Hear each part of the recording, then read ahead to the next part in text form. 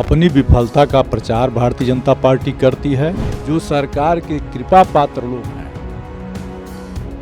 वह तो वीआईपी बनकर के चले जा रहे हैं, नहा ले रहे हैं, लेकिन बहुत से आस्थावान लोग, कोई 200 किलोमीटर से घूम रहा है, कोई 100 मीटर से वापस हो रहा है, 100 किलोमीटर से वापस हो रहा है, कोई 10 किलोमीटर से वापस हो रहा है। महाकुंभ को लेकर लगातार जो है सियासत भी देखने को मिल रही है। मुख्यमंत्री योगी आदित्यनाथ ने सपा प्रमुख अखिलेश यादव पर हमला किया है। उन्होंने कहा कि जिस तरह से सपा प्रमुख अखिलेश यादव ने महाकुंभ को लेकर सवाल उठाया था, संसद के अंदर जो उन्होंने बयान दिया उस पर उन्होंने कहा कि वो एक तरह का दुष्प्रचार कर रहे हैं और जो वीआईपी कल्चर की बात कर रहे हैं वो खुद वीआईपी कल्चर का उपयोग करते हैं और इस तरह की बातें कर रहे हैं। और इसके अलावा भी कई तरह की बातें उन्होंने इस कुंभ को लेकर कही और ये भी कहा है कि 40 करोड़ से ज़्यादा लोग जो हैं महाकुंभ में स्नान कर चुके हैं, जो कि अपने आप में एक ऐतिहासिक है।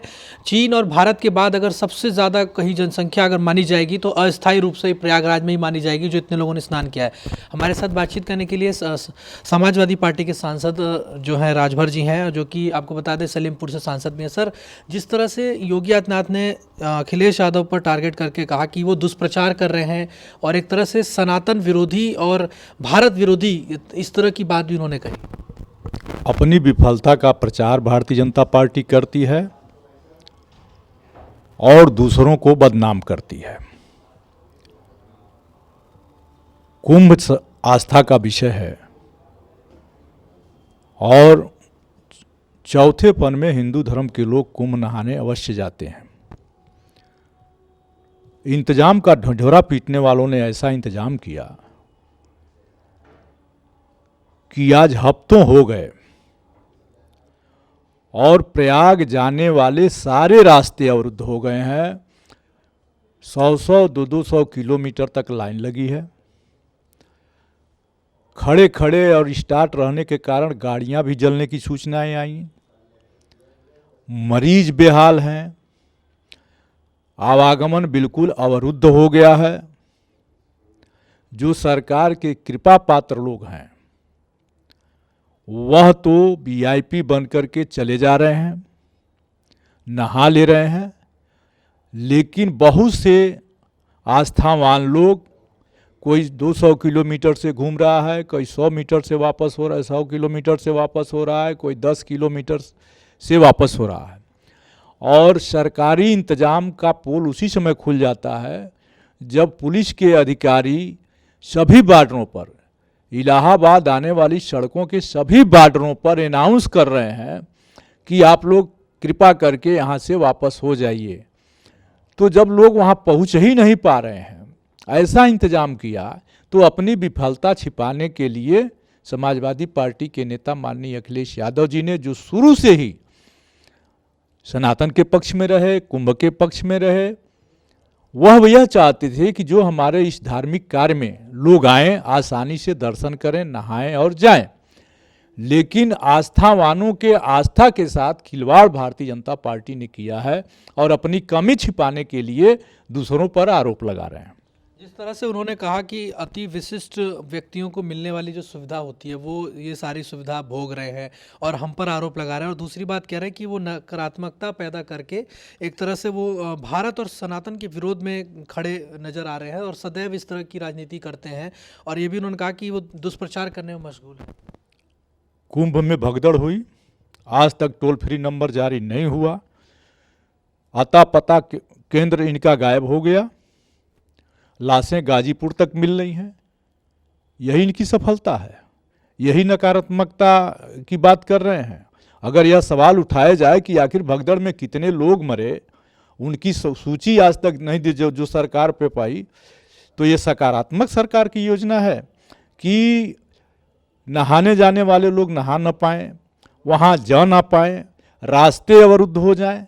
यही सकारात्मकता है। अगर यही सकारात्मकता है तो ऐसी सकारात्मकता से कुंभ का और सनातन का ये अपमान कर रहे हैं और अपनी कमी छिपाने के लिए तरह तरह के अनर्गल प्रलाप किया जा रहा है।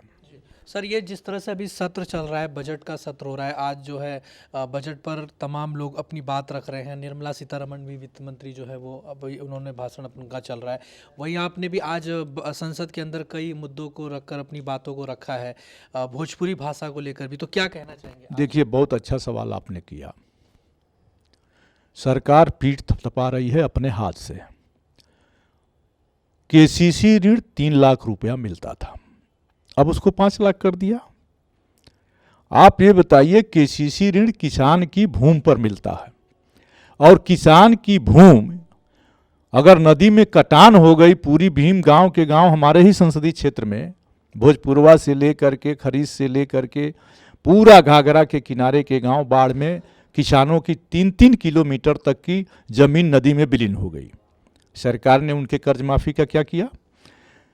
उद्योगपतियों का कर्जा माफ करने में सरकार को नहीं तकलीफ होता है, लेकिन किसान 3 लाख रुपया लोन दिया, फिर 5 लाख रुपया लोन देने के लिए किसान है। आज तक जो सरकार गरीबों को अपने पैरों पर नहीं खड़ा कर पाई, राशन पर जिलाने वाली सरकार राशन पाने वाले लोगों को अपने पैरों पर खड़ा करने का क्या इंतजाम कर रही है इस बजट में? किसानों के कर्ज माफी का क्या है इस बजट में?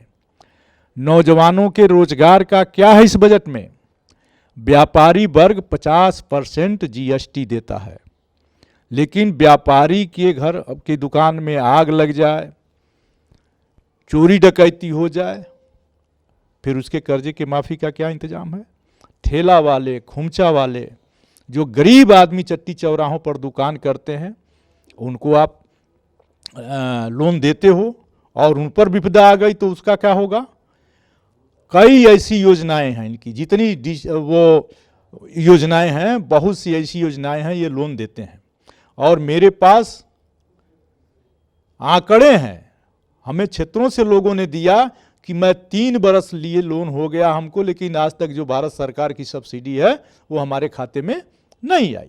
योजनाओं में आप लोन देते हो कि हम 4% ब्याज पर और 7% ब्याज पर हम ऋण देते हैं, और बैंकों को सब्सिडी नहीं देते, तो उसका ब्याज बढ़ जाता है, और ब्याज बढ़ करके फिर वो लोन की सब्सिडी का कोई मतलब नहीं रह जाता है, क्योंकि केंद्र सरकार सब लोन तो दे देती है, अपने हिस्से की सब्सिडी समय से नहीं देती।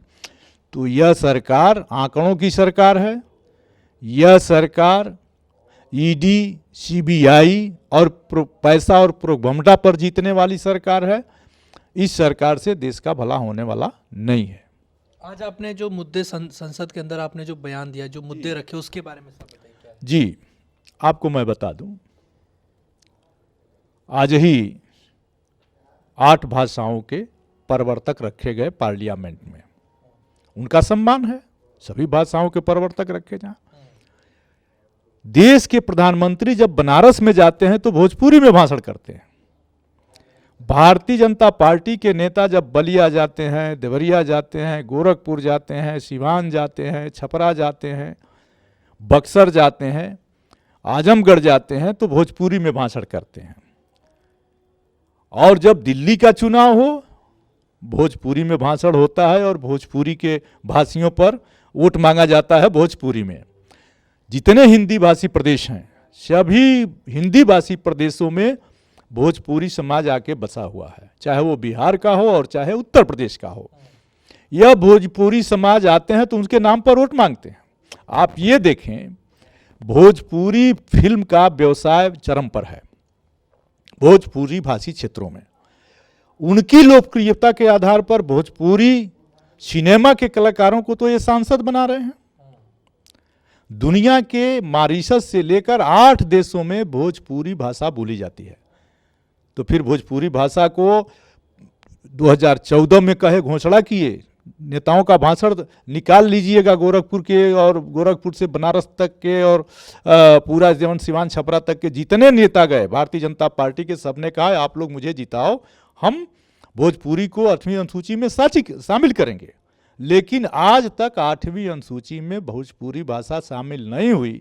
इस सवाल को मैंने प्रदेश सरकार सदन में आज उठाया, और भोजपुरी भाषियों से अपील किया कि जिन लोगों ने हमारी मातृभाषा भोजपुरी हमारी मातृभाषा है। और आदमी की देखिए, मातृभाषा माता की भाषा होती है, पैदा होते ही आदमी को मातृभाषा पर आता है। हिंदी हमारी राष्ट्रभाषा है, अंग्रेजी हमारे व्यवसाय की भाषा है। तो जो हमारी मातृभाषा है, इस मातृभाषा को 8वीं अनुसूची में ये शामिल नहीं कर रहे हैं, जबकि इसके नाम पर भोजपुरी को लेकर कई बार इन लोगों ने वोट मांग लिया है और वोट ले लेते हैं। तो जब वोट मांगने जाते हो तब तो भोजपुरी भाषा अच्छी है और उसको संवैधानिक दर्जा देना है, तो आपके पास टाइम नहीं है। तो इसी सवाल को आज पार्लियामेंट में मैंने रेश किया है और कहा है भोजपुरी भाषियों से कि भोजपुरी हमारी मातृभाषा है, अगर उसे 8वीं अनुसूची में नहीं शामिल करते हैं तो इनका बहिष्कार करो। लेकिन जिस तरह से संस्कृत को शामिल कर लिए, उर्दू को शामिल कर लिए, अंग्रेजी को शामिल कर लिए, अंग्रेजी तो पहले, लेकिन संस्कृत, उर्दू ये सब भाषाओं को अगर रखा तो भोजपुरी को क्यों नहीं रखा, क्या वजह? यही तो, जब सारी भाषाओं को आप कन्वर्टर रख रहे हो तो आखिर भोजपुरी भाषा को भी लाते। हम लोग भोजपुरी में बोलना चाहते हैं, हमारी भाषा है, दुनिया में बोली जाती है। वोट मांगते हो, भोजपुरी सिनेमा के कलाकारों को सांसद बनाते हो और यहाँ आते हो तो चुप हो जाते हो। यह एक बड़ा सवाल है, इसको मैंने पार्लियामेंट में उठाया है। और खुशी की बात यह है कि किसी भी दल के सांसद हो, भोजपुरी समाज के जितने भी सांसद, सभी ने मुझे साधुवाद दिया है। जी, धन्यवाद सर। तो ये हमने बातचीत करी सलेमपुर के सांसद जो कि राजभर जी, जिन्होंने साफ तौर पर बताया कि किस तरीके से आज इन्होंने भोजपुरी भाषा का बड़ा मुद्दा संसद के अंदर उठाया, साथ ही साथ योगी सरकार को लेकर भी हमला किया कि महाकुंभ में किस तरीके की जो तैयारियां हैं, जो व्यवस्थाएं हैं, उस पर भी सवालिया निशान उन्होंने खड़ा किया। वीडियो जर्नलिस्ट अमनु के साथ मैं हिमांशु दुबे, डेली 24 भारत, दिल्ली।